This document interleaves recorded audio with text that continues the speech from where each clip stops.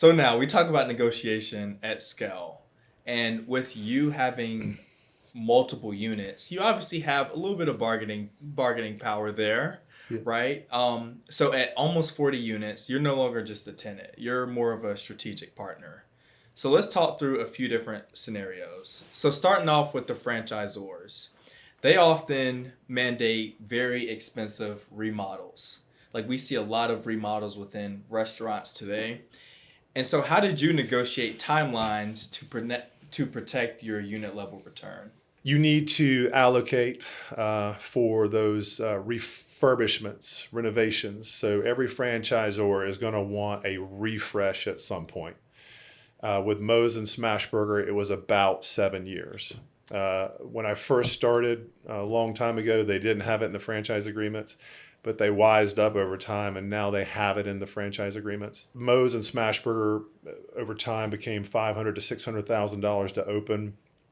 The refurbishments would be about anywhere from $150,000 to $250,000 every 7 years. So you have to budget for that. You have to allocate for that. You have to plan for that. Every 7 years is not too frequent, but it's, I wish it was longer. Mm-hmm. But they want to keep the brand fresh. Mm-hmm. They want to keep it new. They want to keep it updated. They want to keep it consistent. So yes, that you have to plan for that. So we talk about negotiation, and you talk about suppliers and vendors, and there may be operators that may not be at the size that you are. So is there any way that they can mimic scale to protect their supply chain, even though they may not have as much maybe bargaining power as you do? Their power is always with the franchisor. That's why you partner with a franchisor. Shame on them if they're not helping you with that. That is their job, especially when they have multiple brands, or if they're a larger brand, they have hundreds of units. They have the leverage and negotiating bargaining power to go to the food service provider and say, I need your rock bottom. Yeah. Not only do I need your rock bottom, but I need we're going to pay this third party company. This is something that Focus Brands did with Moe's. They paid a third party company to to audit our invoices. So what would happen is they would randomly pick, 3 weeks of invoices over a certain time period, and they would check the landed price at our restaurant, and they would audit it to see if it's what their pre-negotiated price was supposed to be. Wow. And if it wasn't, then we would get a credit, which is great. So the franchisor is the one that should be doing that. They have the leverage, they have the power, they have the expertise. They have guys on staff that are handling nothing but food service. So they should be handling that for you. So can you talk about the difference between proprietary items with the vendors versus non-proprietary items? So proprietary items, in my mind, when I hear that, would be like the Moe's Southwest Grilled chicken, because the chicken would come in pre-marinated, pre-cut. It would come in with their proprietary marinade and recipe. Mm-hmm. And so when I hear you say proprietary items, that's what I think about. Yeah, and that is yes. So I can't a franchise, for any of you that would run out of chicken, any of your listeners that are in a franchise, you run out of chicken, for example, you can't just go to Food Lion or Harris Teeter and buy chicken, right? People think you can just do that, but you can't, because it's proprietary. There's a certain recipe that goes with the chicken. And a certain process and procedure that goes with it. So non-proprietary items, I think of like bottled water, right? Or lettuce maybe. Right. But lettuce. Now, you bring up an interesting point. So there's this kind of franchisors want to limit liability. They want to limit liability. So one of the ways that franchisors limit liability is by controlling where you have access to certain food, right? So, for example, you can't go to Bubba's Bait and Tackle and buy lettuce because Bubba's Bait and Tackle may have bad lettuce with E. coli, right? You've heard of E. coli outbreaks, right? Yeah. Right. With your competitors. It happens every year. With your competitor. We will not mention any, and this is not sponsored by Moe's, by the way, too.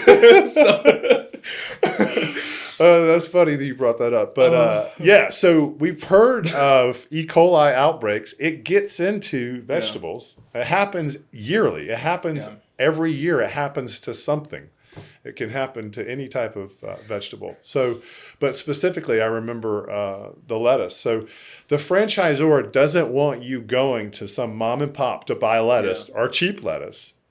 Which I've seen before, franchisees doing that. So they want you to buy from their suppliers because they know their suppliers have quality control metrics in place already to prevent those E. coli outbreaks to getting to the consumer. Yeah. In addition, if something bad were to happen, if I, as the franchisee, am using the franchisor recommended produce supplier, and they do give me E. coli lettuce, then if I serve it and I accidentally kill someone, it's not my fault. It's the produce supplier's fault. Okay, yeah. So it's the concept of risk transfer. The franchisor has transferred risk from them to the produce supplier. Does that make sense? It does, yeah. Hey, produce supplier, you assured us that you had quality control on all your lettuce and you served it to our franchise. So the franchisor wants to ensure quality control by requiring you to buy from certain vendors that they know have quality control metrics. The reason I asked you to break down proprietary and non-proprietary is to kind of tee up this question here, or this statement here. Well, whenever I was a general manager, we had steak that was just selling. The supplier and vendor was very late with the proprietary items. Because they didn't get here in time enough, we didn't go to Statesville. I think that's where they were based. We had to shut down our store at 8 p.m. The owner at the time that I was reporting to was very upset. I was upset because now it's harder for me to hit my cost metrics at the end of the day, or at the end of the month, really, whenever we teed up the books. That becomes a risk on the individual franchisee at that point, and not necessarily the franchisor.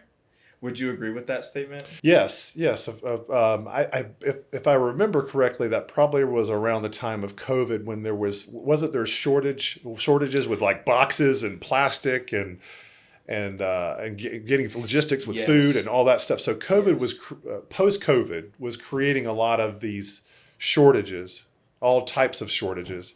And it was tougher for franchisees to get certain items. Yeah.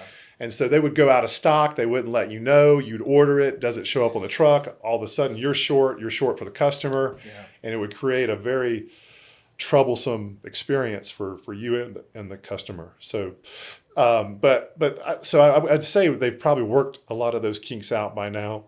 I don't think. Yeah, that's as evident. Most likely, yeah. Yeah, and so you remember the par levels too. So. Oh yeah. Yeah. So par levels is something you want to keep at least 5 cases of steak on hand at all times, no matter what. So you would kind of work your par level and you try to prevent scenarios like that. Yeah. Yeah, because clamshells, proprietary clamshells.